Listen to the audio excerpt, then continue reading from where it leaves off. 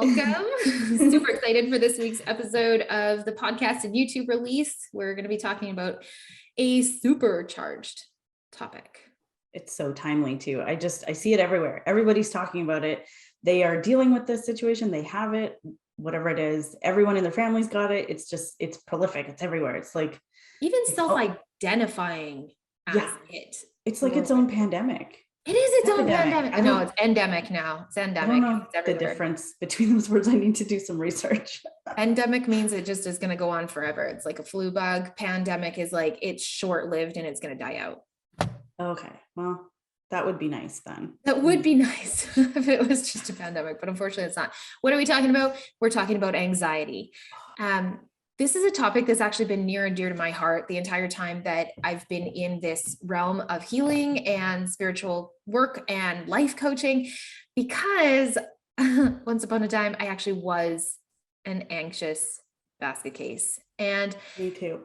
Yeah. I mean, I was living this reality where everything would throw me over the edge. It was constant emotional surges. I felt like I didn't have control over my own body sometimes, or my own emotions. I didn't know when I was going to lose it and when things were going to feel too much. I don't know. I think I remember feeling isolated with it too, because people really around me didn't understand me or what was going on with it either. Or the way that they would respond to you, right? Just think positive thoughts. Because that ever helps. That doesn't help. Yeah. Yeah. Not the way through. And so when I started into all of this work and I started coaching, I started seeing a lot more people that were going through this same thing. And I started dissecting and figuring out what is anxiety at its core root? Because I've learned with everything in this realm, if you don't know what the core root causation is for that individual or that circumstance or that diagnosis, and I'm not talking about your cells do this and then your brain chemicals do that. No, something came before that. There was a catalyst moment that created the situation where your body started responding in that way. Totally. Yeah.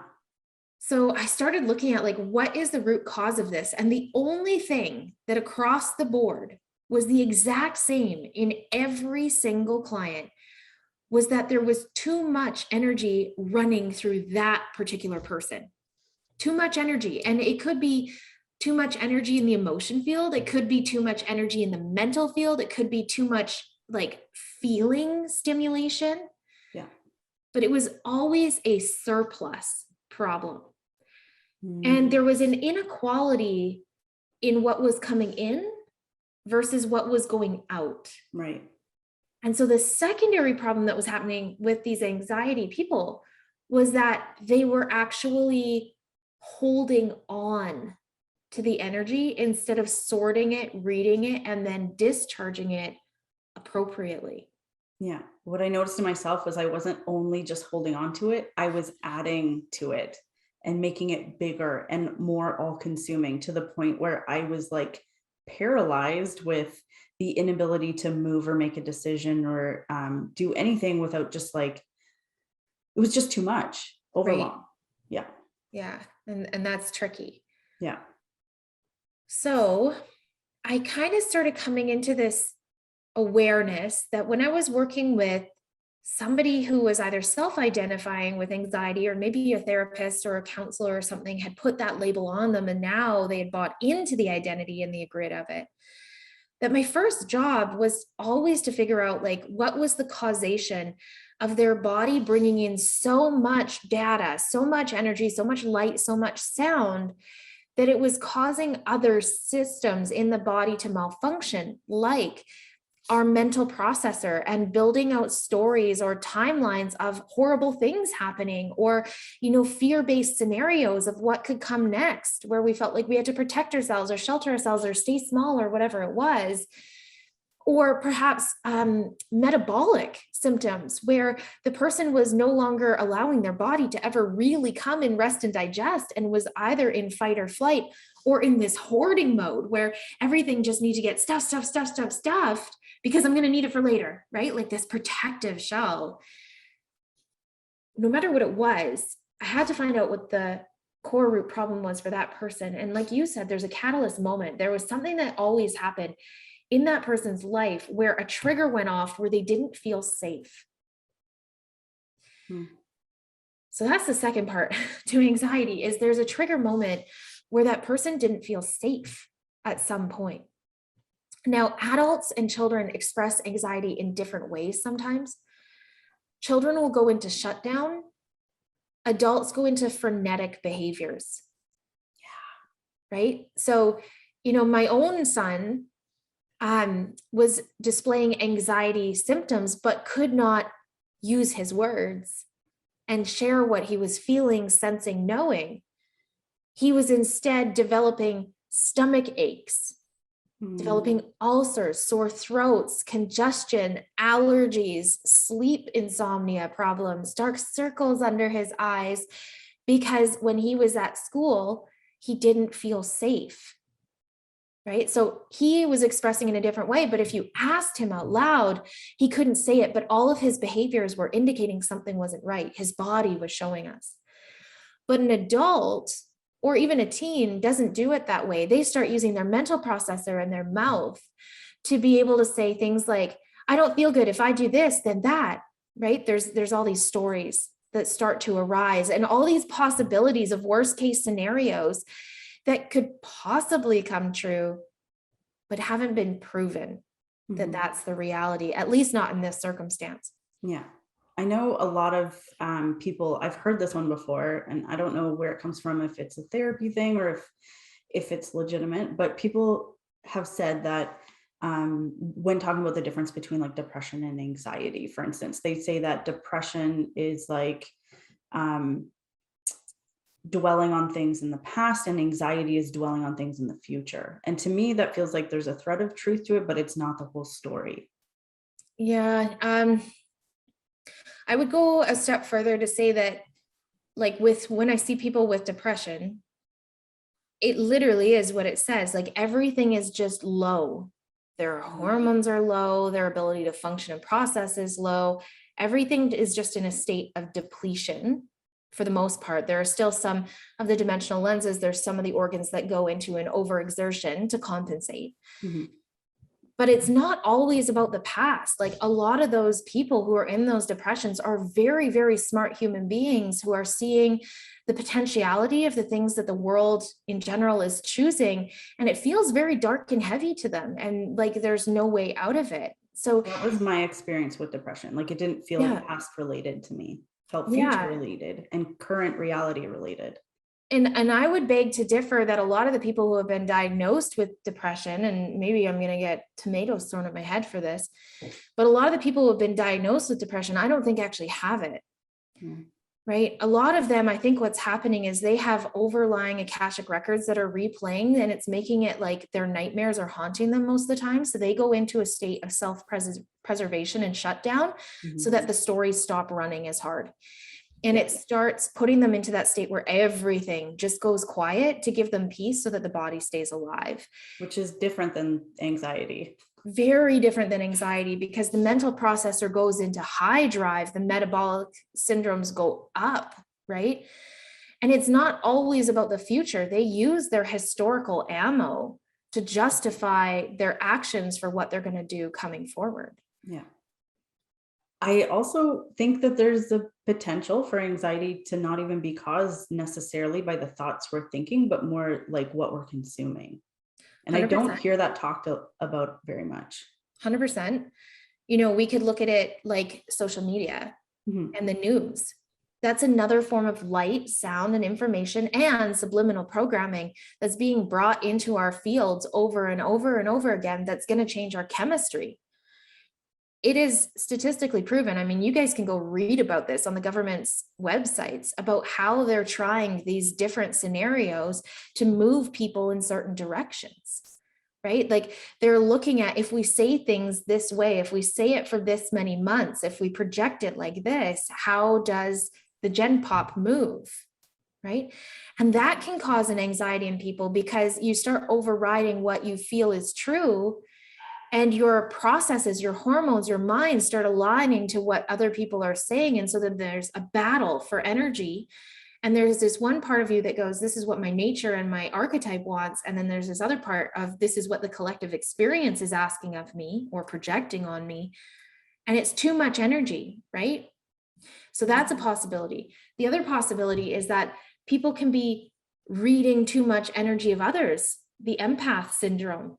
Oh yeah. Like how many empaths do we know who also suffer from or claim to suffer from anxiety? Right? Yeah. It's not supposed to be that way. Empaths aren't supposed to be suffering. Empathy itself is not actually an identity, it's a tool. And so when people go and self identify or diagnose themselves as being empaths, they've incorrectly applied the tool, and now they've installed an archetype grid that is a grid that is laced with suffering and overabundance of energy coming through their body from everything, global circumstances, the person next to you, the headache the person in the mall has, what your dog is feeling, how the earth is shedding ley line data that day. Everything goes into emotional overwhelm as soon as we plug into that. And because there's so much coming in, and oftentimes we don't know what to do with it, so there's very little coming out. When there is too much on the inside and there's no release, it causes a malfunction at a junction somewhere. And oftentimes that becomes a mental sorting problem. It becomes a metabolic problem where we're not digesting things correctly, sometimes even heart palpitations, stomach cramps, even things like ulcers starting to develop, things like this, IBS.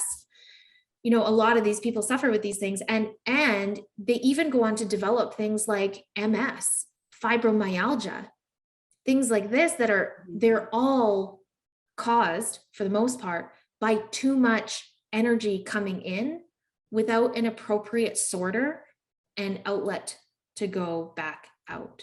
That totally makes sense. Oh my gosh. Right? You just took like anxiety as soon as you say the word, there's such a grid around it that you automatically start feeling like overwhelmed and like nothing makes sense and wires are getting crossed and there's nothing you can do about it. But the way you just explained it, that in every one of those situations, whatever the cause is, whether it's picking up energy from other people or the world around you or society, or, creating, reading too many different timelines, too much energy that way, like whatever the cause is, you just made it so much clearer. It's literally just an overabundance of energy in the That's all it system is. that hasn't been sorted and cleared out in an appropriate amount of time. Yeah. 100%. And so So if people knew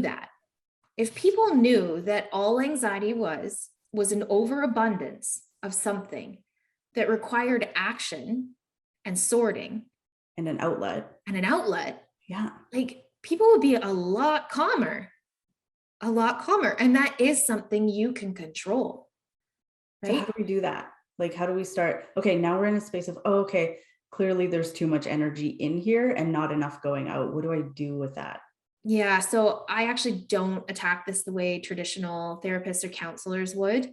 Oh, I'm not surprised. Shocker.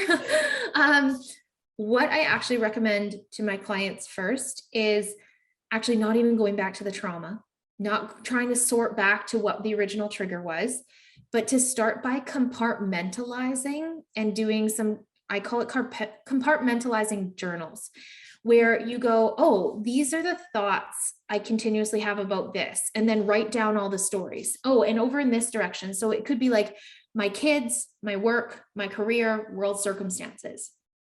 And you separate all the pots and you start putting things down, and then you might need to make a container for other. The first thing I get people to do is look at that list and go, is this actually mine to hold? Like, truth, am I actually responsible for that one? No.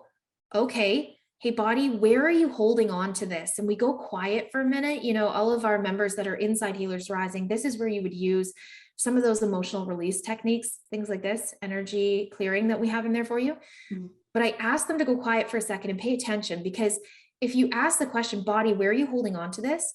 And you just imagine like your eyes are scanning up and down the whole system, something will get heavy or dark, or maybe your tummy will roll, or maybe you'll get a cramp or a little stabbing pain, but you're going to have to get quiet and just watch the system. the system will show you exactly where you were holding that story. And you could use a pendulum. You could imagine your hands being like balls that are drawing it out. I use the pendulum sometimes and it spins where there's an energy vortex like that, and it comes still when I've cleared it. It might also be layered in emotions that you might need to address, but you just ask your body to let it go. It's so simple.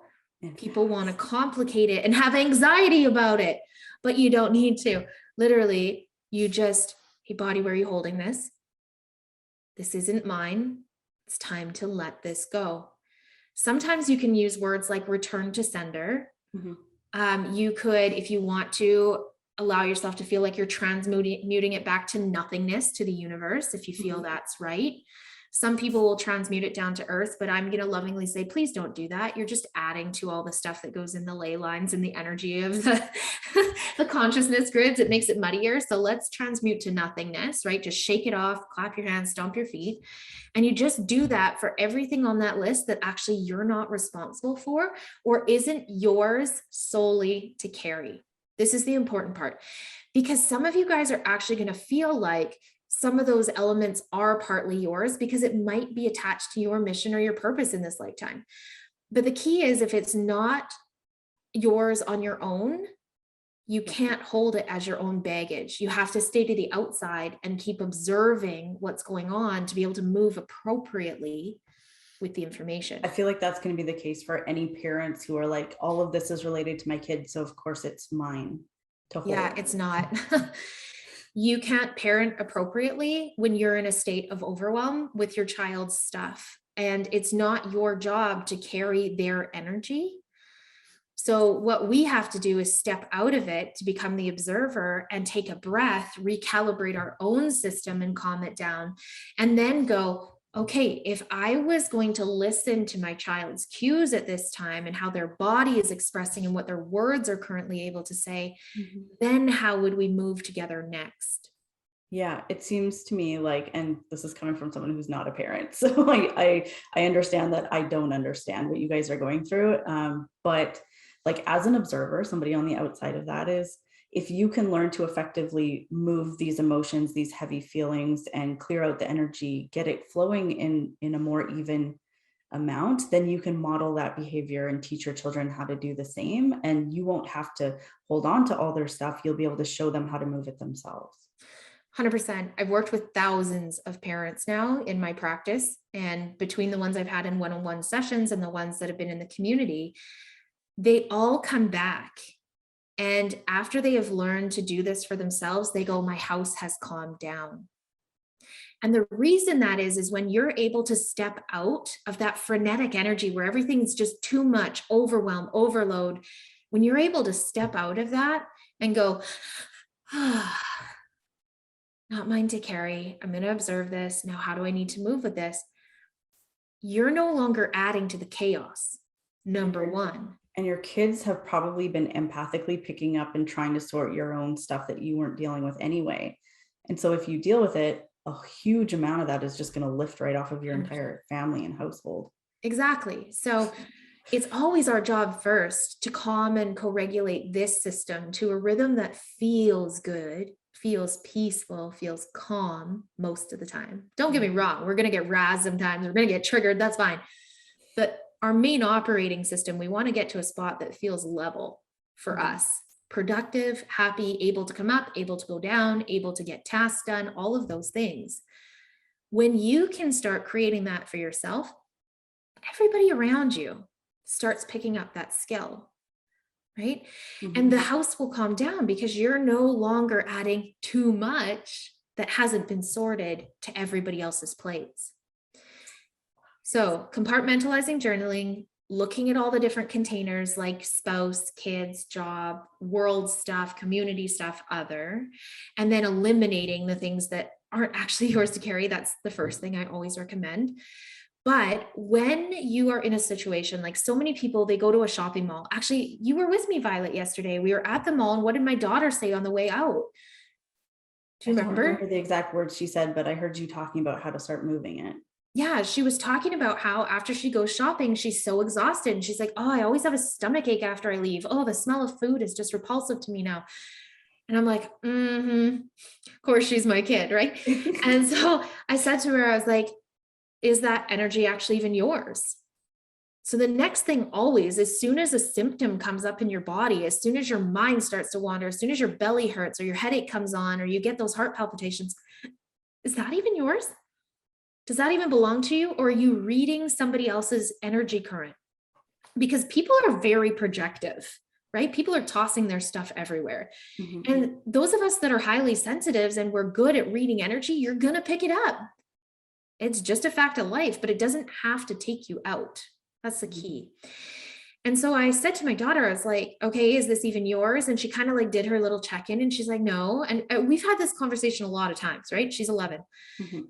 And I'm like, okay, well, let's move it out because you don't need to feel that way. And she's like, okay. And I saw her just start to wiggle her hands and she was just kind of shaking it off. And then by the time we got back in the car, she was trying to tell me this story about how like she doesn't have that much stamina when we go out in public.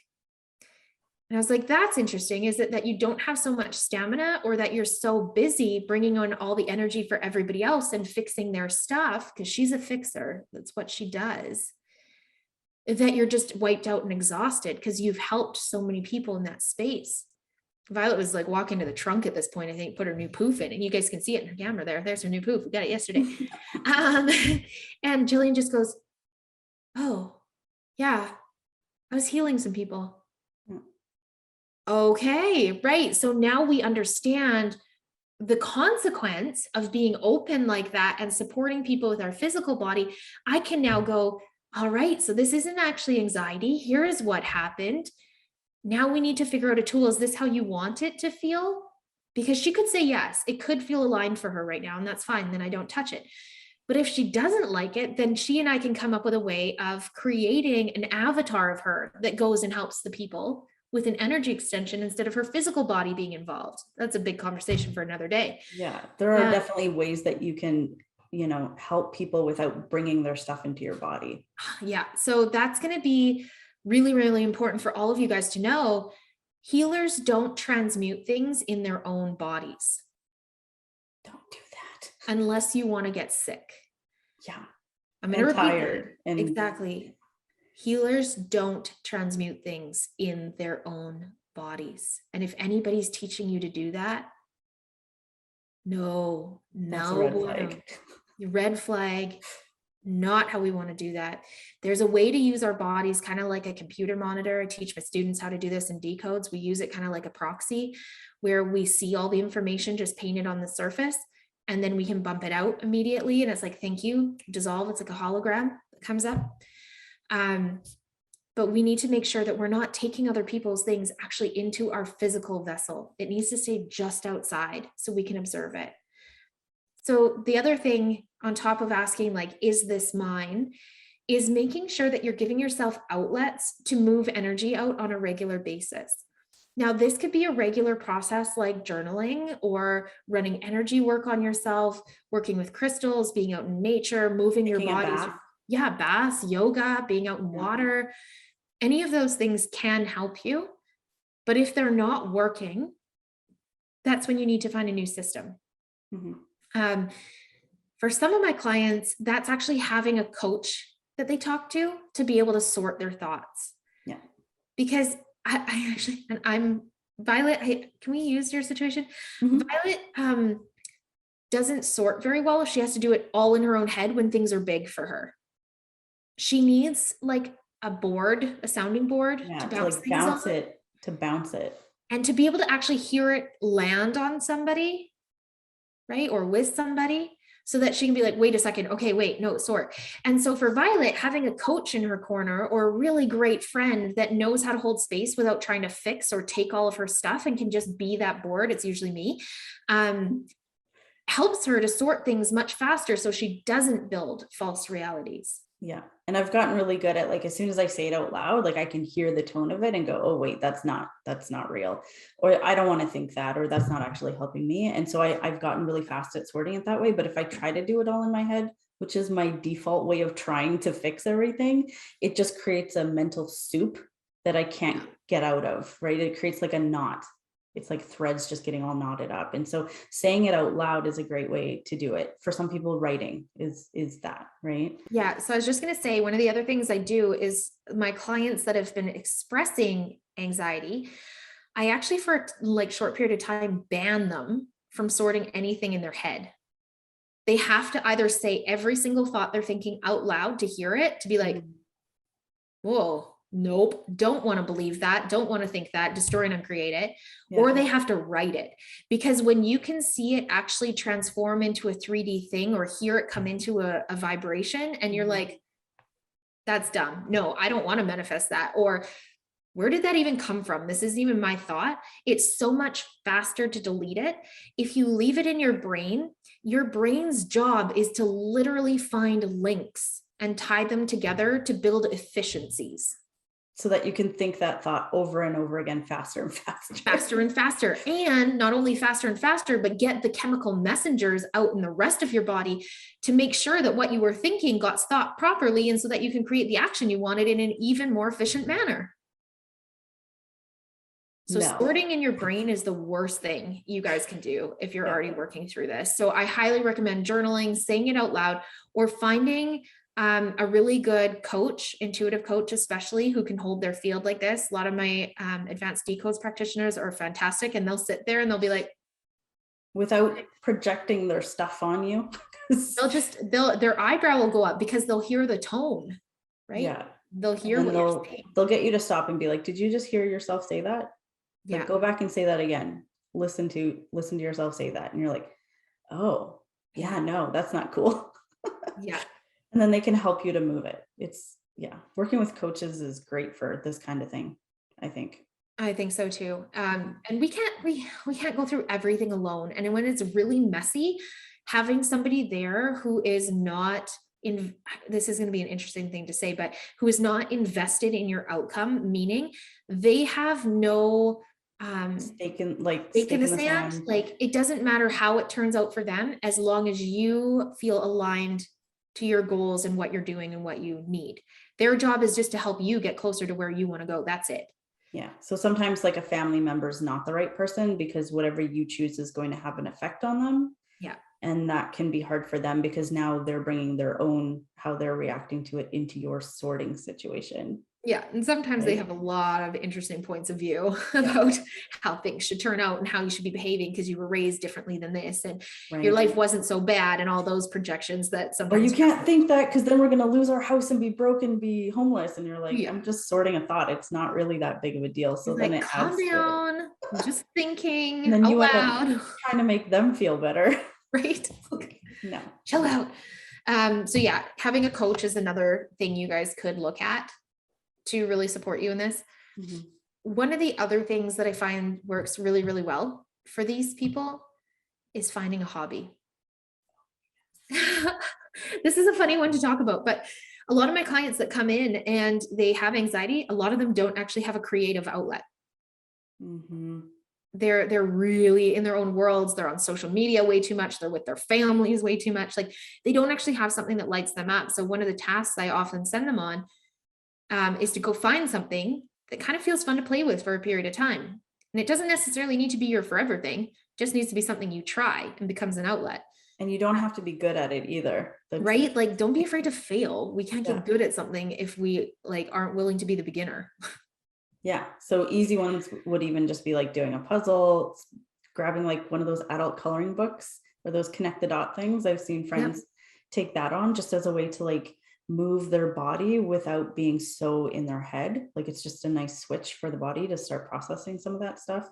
I've Yeah, done I do coloring. puzzles when I'm sorting. Yeah.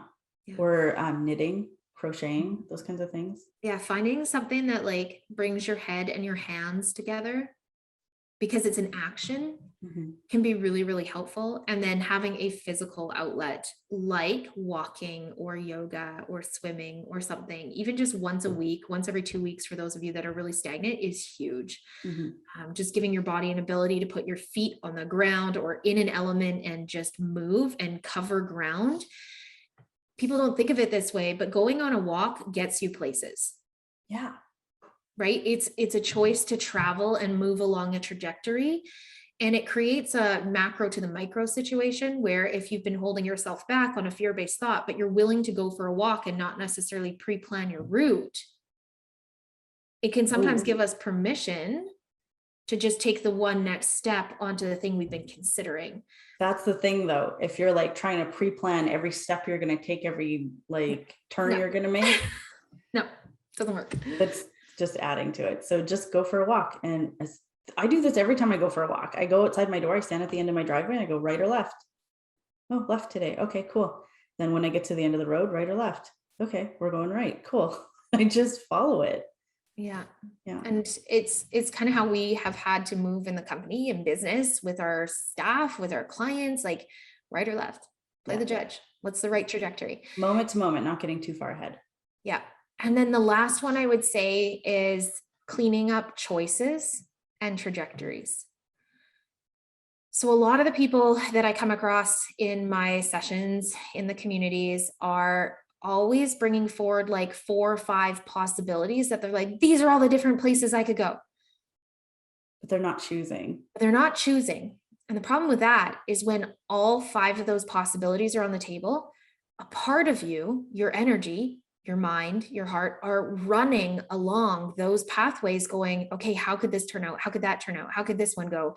And so instead of living on one cohesive timeline, you're actually running like 5 or 6, maybe 100 if you like got a really busy imaginative brain. And it makes it really hard to unite everything in one direction and make any movement forward. So your energy is like spread super thin instead of concentrated in one direction. And split. Yeah. Right? That's the important thing to know about it. So it can be really helpful to close out some of those trajectories by really looking at them and going, is this actually what I want? Because if it's not what you want, you need to close it. You need to say, okay, not that one. That's coming off the table, no longer even an option. Even just closing one door concentrates the energy better on those other trajectories. You're going to get a cleaner read, more information, better questions to ask, and it'll be less of an energy leak for you. A coach can help you sort that too if you're having a lot of trouble. 100%. Yeah. We did a really awesome exercise in our Way Shores class. I showed people how to shut those trajectories and add grids to decide their next move. And it's so fast. I use it for everything. Use it for everything. Yeah. So I think those are the main big ones. And also, like, just to add to this, if you're like, I don't understand how to close down options, one of them could just be cleaning up your house. Yeah. A drawer, a closet, throwing some stuff away, donating something, like making those decisions. Because likely if you're in a space of not making decisions, it will be everywhere you look around you in your environment. And so it could just be making a decision about, okay, I'm actually just going to take this to the donation center. I don't want it in my house anymore. Yeah. Yeah. That's huge. And again, if you're in overwhelm, start small. One drawer. That's it. Yeah. Right. Your it doesn't wallet have to be big. Yeah. Just clean out your wallet or your purse. The number of receipts I keep stuffed in my purse sometimes, I'm like, Lordy. Me too. Ridiculous. Not even the good ones. It's like grocery store ones, and I can't even write any of that off. Like, Chuck it. I've stopped asking people for receipts unless it's something I need for something. Yeah, right. It's like just no use. Anyways, cleaning up environment, closing down all of the extra things you've got going on, saying, is this even mine? Sorting all the thoughts out and crossing all the things out that aren't actually yours to carry. All of that is going to take so much of that overwhelm out of your field. You're going to be able to take a breath. You're going to be able to look through a new set of eyes and go, okay, what next? Anxiety is such a big topic that I'm sure we're going to be talking about it again. So if you guys have more questions about it, or you want us to deep dive into a specific facet about it, you can let us know either by dropping a comment below, or you can email into our team at hello@caitlindianna.com. And we will check into that and see how we can address all of these cool questions that I'm sure are going to come up because, oh man, there's a lot of you Mhm. that have this or have experienced working with anxiety over the years, or maybe it's still you now. So